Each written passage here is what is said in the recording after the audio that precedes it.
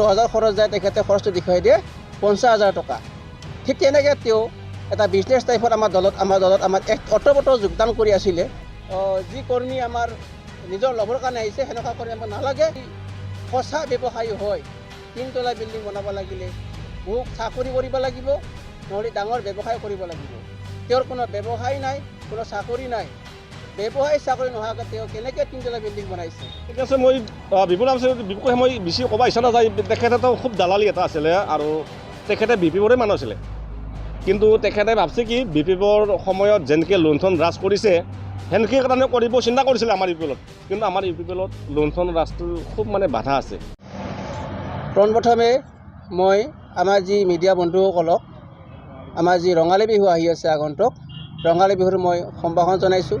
লগতে আমাৰ সমস্ত যি মছবুৰ সমষ্টি আৰু বৰমা যি সমষ্টি আছে বিধানসভাৰ, সকলোলৈ মই আমাৰ ইউপিএল দল তৰফৰ পৰা মছবুৰ ব্লক কমিটি আমি সাংগঠনিক সম্পাদক হিচাপে মই সকলোলৈ মই আগন্তুক বহাগ বিহুৰ সম্ভাষণ জনাইছোঁ। যোৱাকালি আমি এটা নিউজত দেখা পাইছোঁ যে আমাৰ ইউপিএলৰ কৰ্মী যি বিপুল ৰামচাৰী, তেখেতে আমাৰ ইউপিএল দল ত্যাগ কৰি তেখেতে বিপিএফ দলক যোগদান কৰা কাৰ্যসূচী আমি দেখা পাইছোঁ ফটোত। এই কাৰ্যটোত আমি এটাই কথা ক'ম যে বিপুল ৰামচাৰী তেখেতে আমাৰ সেইদিনাহে ইউপিএল দলত যোগদান কৰিছিলে। তেখেতে আমাৰ দলৰ কৰ্মী হিচাপে আছে যদিও তেখেতে সম্পূৰ্ণ আমাৰ এক্টিভ কৰ্মী হিচাপে মই ক'ব নোৱাৰোঁ। তেখেতে কিছুমান আমাৰ ইয়াত এটা কামৰ কাৰণে আহিছিলে যে তেওঁ আমাৰ যিবিলাক মিটিং হৈছিলে আৰু আমাৰ যি বৰমাৰ এটা প্ৰাইমাৰী কাৰ্যালয় আছিলে, সেই কাৰ্যালয়ত তেখেতে কিছুমান পইচা খৰচ কৰাৰ কাৰণে আহিছিলে। অলপ তেখেতে যদি পইচা খৰচ কৰিছিলে 10,000, হিচাপ তেখেতে অলপ বেছিকৈ 50,000 বঢ়াই দি তেখেতৰ দলত নামত থাকি আমাৰ ইউপিএল দলত জিতিম বুলি গমেই পাইছে। তেখেতে গম পাই দলৰ নামত এনে তেখেতে শ্ব' কৰিব আহিছিলে। লগত তেখেতে এটা ইনকাম চইচ বাছি লৈছিলে যে আমি ইউপিএল দলত যোগদান যিটো আমাৰ খৰচবিলাক দেখুৱাই, তেওঁ যদি মিটিং আমাৰ 10,000 খৰচ যায়, তেখেতে খৰচটো দেখুৱাই দিয়ে 50,000 টকা। ঠিক তেনেকৈ তেওঁ এটা বিজনেছ টাইপত আমাৰ দলত আমাৰ এক অতপ্ৰত যোগদান কৰি আছিলে। কিন্তু তেওঁ আচলতে মনে প্ৰাণে নাছিলে। তেওঁ অনলি অলপ কিছু টকা ইনকাম কৰিম বুলিহে আমাৰ দলত তেওঁ জড়িত হৈ আছিল।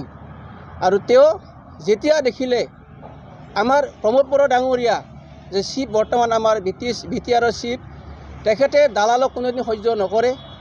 আৰু আমাৰ বৰমা বিধানসভাৰ MLA ডাঙৰীয়া ভূপেন বড়ো, তেখেতেও দালালক সমৰ্থন নকৰে। আমাৰ 24 নং মছবুৰ সমষ্টিৰ EM ডাঙৰীয়া ৰাকেশ ব্ৰহ্ম, তেখেতেও দালালক সমৰ্থন নকৰে। তেওঁ দালাল বুলি গম পায়।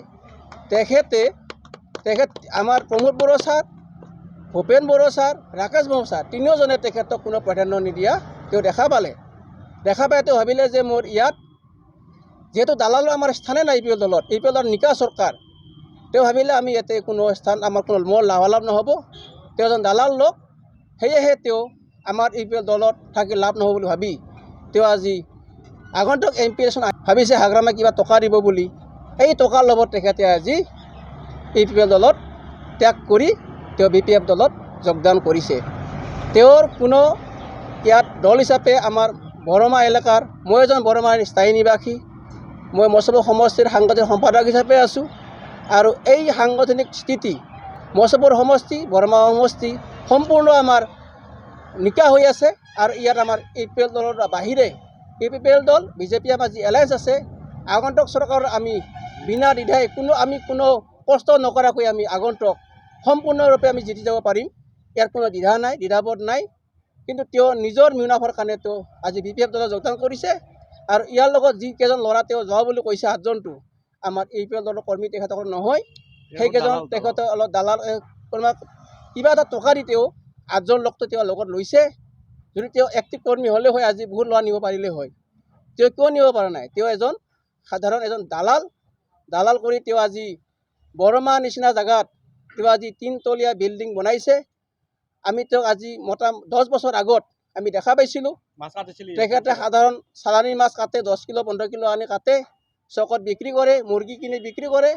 সেই এজন মানুহে আজি যদি 3 তলীয়া বিল্ডিং নিৰ্মাণ কৰিছে, তেওঁৰ কৰ্মটো কিমান নিকা হ'ব পাৰে আপোনালোকে ৰাইজে বুজি চাব, ৰাইজে বুজি পাব যে এজন যদি সঁচা ব্যৱসায়ী হয়, 3 তলা বিল্ডিং বনাব লাগিলে বহু চাকৰি কৰিব লাগিব, নহ'লে ডাঙৰ ব্যৱসায় কৰিব লাগিব। তেওঁৰ কোনো ব্যৱসায় নাই, কোনো চাকৰি নাই। ব্যৱসায় চাকৰি নোহোৱাকৈ তেওঁ কেনেকৈ 3 তলা বিল্ডিং বনাইছে? আমি সেইদৰে গম পাওঁ তেওঁ এজন দালাল কাৰ্যত লিপ্ত। তেওঁ কি কৰ্ম কৰি পইচা কামাইছে আমি বিশেষ নাজানো, কিন্তু তেওঁ যে শুদ্ধ কৰ্ম কৰি পইচা কমাব পৰা নাই আমি নিশ্চিত জানিব পাৰোঁ। আৰু তেওঁ এক্টিভ আমাৰ দলীয় কৰ্মী নহয়, সেইখিনি এতিয়া ক'ব পাৰোঁ যে আমাৰ বিপুল ৰামচিয়াৰী আমাৰ দল ত্যাগ কৰাটো আমাৰ UPPL দলৰ কাৰণে বহুত ভাল। আৰু আমাৰ আগন্তুক আমাৰ সেনেকুৱা যদি কোনোবা যদি আৰু নিস্বাৰ্থৰ কাৰণে যোগদান কৰিছিলে তেখেতসকলে গুচি যাব, কিন্তু সেয়াৰ লগত আমাৰ UPPL দলৰ কোনো ক্ষতি নহয়। আৰু দল আমাৰ UPPL দল হিচাপে আমি আগন্তুক যি হিচাপে আছোঁ সেনেকৈ আমি আকৌ আগতকৈ দুগুণ বৃদ্ধি হ'ব আমাৰ UPPL দলৰ মানুহ, আৰু বৃদ্ধি হৈয়ে আছে। এজন গ'লে আমাৰ 100জন আহিব। তেনে নিচিনা আমাৰ যি কৰ্মী আমাৰ নিজৰ ল'বৰ কাৰণে আহিছে সেনেকুৱা কৰি আমাক নালাগে। আমি দলৰ কাৰণে আমাৰ যি মানুহ আহিছে সেইখিনি আমি বিচাৰিছোঁ, আমাৰ সেইখিনি আমাৰ যথেষ্ট। আগন্তুক আমি আগৰ যিবিলাক দিন গৈছিলে, আগৰ পৰ্যায়ত আমি দেখা পাইছিলোঁ যে আমি যেতিয়া আমাৰ বৰমা যেন এৰিয়াত আমাৰ যদি গধূলি 6টা বাজে বা আন্ধাৰ হয়, আন্ধাৰ হোৱাৰ লগে লগে আমি কিহৰ কাৰণে যিটো উগ্ৰপন্থীৰ সমস্যা বা আতংকবাদী সমস্যাৰ কাৰণে আমি ওলাব পৰা নাছিলোঁ। কিন্তু আজি আমি ৰাতি 6টা নহয়, আজি আমি ৰাতি 2টা-3টা বজাত যদি ঘূৰি ফুৰোঁ তেতিয়াও আমাৰ কোনো অসুবিধা নাই। আজি প্ৰমোদ বড়ো ডাঙৰীয়াৰ কাৰণে এইখিনি আমি কৰিব পাৰিছোঁ। প্ৰমোদ বড়ো ডাঙৰীয়াৰ নেতৃত্বত যিটো আমাৰ শাসন চলি আছে সম্পূৰ্ণ নিকা চলি আছে। সকলো জনগোষ্ঠী জাতি জনগোষ্ঠী ইয়াত সম অধিকাৰ পাই আছে, সমমৰ্যাদা পাই আছে। আৰু সকলো জনগোষ্ঠীয়ে আমাৰ ইয়াত কোনো নিস্বাৰ্থ হিচাপে চব বিটিআৰ এলেকাত য'তে হ'লেও ঘূৰিব পাৰে আৰু ক'তো শংকাবোধ কৰিবলগীয়া নাই। প্ৰমোদ বড়ো ডাঙৰীয়াৰ কাৰণে এইখিনি সম্ভৱ হৈছে। আৰু আজি আমি সেইকাৰণে আৰু বৰমা আমাৰ যি বৰমা মছদপুৰ ব্লক কমিটি আৰু বৰমা যি বিধানসভা সমষ্টিৰ সৌজন্যত আমি যিটো কথা কৈছোঁ, এইখিনি আমি ক'ব পাৰোঁ যে UPPL দল আৰু আগন্তুক বহু বছৰলৈ থাকিব। আৰু প্ৰমোদ বড়ো ডাঙৰীয়াই যি নেতৃত্ব লৈ আছে তেওঁৰ এই নেতৃত্ব সদায় এনেকৈ অটুট থাকক আৰু তেখেতে আগন্তুক বহু আমাৰ বিটিআৰখন উন্নতলৈ আগুৱাই নিয়ক, আমি সেইখিনি কামনা কৰিছোঁ। এইখিনি আমি সকলোলৈ পুনৰবাৰ ৰঙালী বিহুৰ শুভেচ্ছা জনাই আমাৰ আজি যি ক'বলগীয়া আমি এইখিনিতে সামৰিছোঁ। বিপুল বিষয়ে মই বেছি ক'ব ইচ্ছা নাযায়। তেখেতেতো খুব দালালি এটা আছিলে আৰু তেখেতে BPPৰে মানুহ আছিলে, কিন্তু তেখেতে ভাবছে কি BPPৰ সময়ত যেনেকৈ লুণ্ঠন ৰাজ কৰিছে সেনেকৈ কাৰণে কৰিব চিন্তা কৰিছিলে আমাৰ UPPLত। কিন্তু আমাৰ UPPLত লুণ্ঠন ৰাজটো খুব বাধা আছে, আৰু বাধাটো আছে আৰু ক'বও নাপায় যে আমি খাম কিবা নাপাওঁ, এইটো ক'বই নাপায় আচলতে আমাৰ মুখত আহিব নালাগে। আৰু এই যিটো মুৰ্গী বেপাৰী বিপুল বড়ো বিপুল ৰামচিয়াৰী, তেখেতে আগতে মাছ কাটিছিলে পূব চুকত বৰ্মা পূব চুক বুলি কয়তো। আৰু তেখেতক যোৱা ইলেকশ্যনত ৰাতি 12টা বজাত BPPৰ দুৰ্বৃত্তকাৰী ইয়াক ঘৰত সোমাই গৈছিলে। মই নিজে ইয়াক বাচাবৰ কাৰণে ফোন কৰাৰ মই ৰাতি আহিছিলোঁ আৰু পুলিচ দুটা ইয়াতে থৈছিলে। তেখেতে আৰু যিখিনি জেগাত বিপুল বড়োই আছে এইখিনি জেগাত BPPৰ খুব সক্ৰিয় আমাৰ UPPL কম আছে। ইয়াৰ কাৰণে ই ভাবছে কি জানা, এইখিনি জেগাত মই BPPৰ লগত থাকিলেহে মোৰ ভাল ছেফটি হ'ব, আৰু UPPলৰ থাকিলে মোৰ ছেফটি নহ'ব। তাৰমানে যোৱা ইলেকশ্যনত মই নিজে আহিছোঁ ৰাতি 12টা বজাত মই খেদি আহিছোঁ। কিয় ই UPPL ঘূৰাৰ কাৰণে BPPৰ 10জন মানুহে আমি সিদিনাও প্ৰেছ মিট দিছিলোঁ, মই আছিলোঁ সেইদিনা প্ৰেছ মিটত। কিন্তু তেখেতে মাৰবা যাৱাত বিল্ডিং বনাবলৈ জাম মাৰছি বোলে 2টা ল'ৰা। ই BPPৰ লগত এনেকৈ মেটেৰিয়েল থকাতে সেনেকৈ আহোন দোজা মাৰাতে ই জাম মাৰছে নেকি, মই এইটো চিন্তা কৰিছোঁ। আহোন একেলগে থকা বুলি মই ভাবোঁ, আগৰ পৰাই আছে BPPৰ লগত। দোজা এনেকৈ মাৰাৰ লগে লগে যেনেকৈ দাঁত কৰিলে অলপমান লাগলেই জাম মাৰে, সেই চিষ্টেমত ই জাম মাৰছে। কিন্তু আহোন একেলগে আছে, আগৰ পৰাই আছে। কিন্তু যদি ইয়াৰ লগত নাথাকে ইয়াত মৃত্যু ভাবে কি আহিব পাৰে ইয়াতে কিবা বন্ধুসকল, সাংবাদিক বন্ধুসকল, UPPL দলৰ মই একো লছ নহ'ম বুলি মই ভাবোঁ। তেখেতে যোৱা ইলেকশ্যনৰ সময়তো তেখেতে আমাৰ এই যিটো বৰমা প্ৰাইমাৰী যিটো কাৰ্যালয় আছিলে ইয়াতে বহুত মানে অনিয়ম মানে এই বাজাৰৰ মানে 2 টকাটো 100 টকা কৰা সেই চিষ্টেমত আমি পাইছিলোঁ কিন্তু তেখেতৰ একো ভাৱ নাই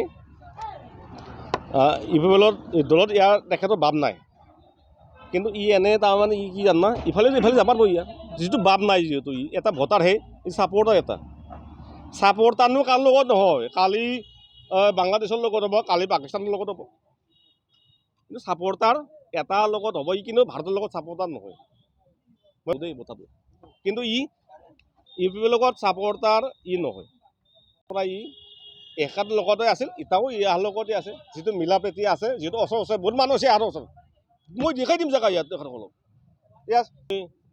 আজি প্ৰেছ মিটটো মই যিটো বক্তৃতা দিলোঁ মই এইখিনিতে মই সমাপ্ত কৰিলোঁ गय गायग्रा आबादारिफोरनि थाखाय मोनसे मोजां खौरां थापा नार्सारियाव मोननो हागोन जाखांफु लाइमोनफोरजों बानायजानाय हाजो आरो हायेनावबो गायजानाय अर्गेनिक गय फुलि थापा नार्सारियाव अर्गेनिक आदबजों बानायजानाय मोजाङैनो खिलिखांनाय गासै 20,000सो गेरेमसा गय फुलिफोर दं बारा नङा फांसेयाव 60 रां होनानैनो नोंथांमोना गय फुलिखौ बायना लांनो हागोन बुरजा लाङोब्ला खमायनायनि सुबिदाबो मोननो हागोन थापा नार्सारिनि गुबै थङा क'क्राझार सहरनि सानजा फारसे थानाय बावखुंग्रि हाजोजों नांजाबनाय हरिनागुरि गामि हाथाइनि साखाथियाव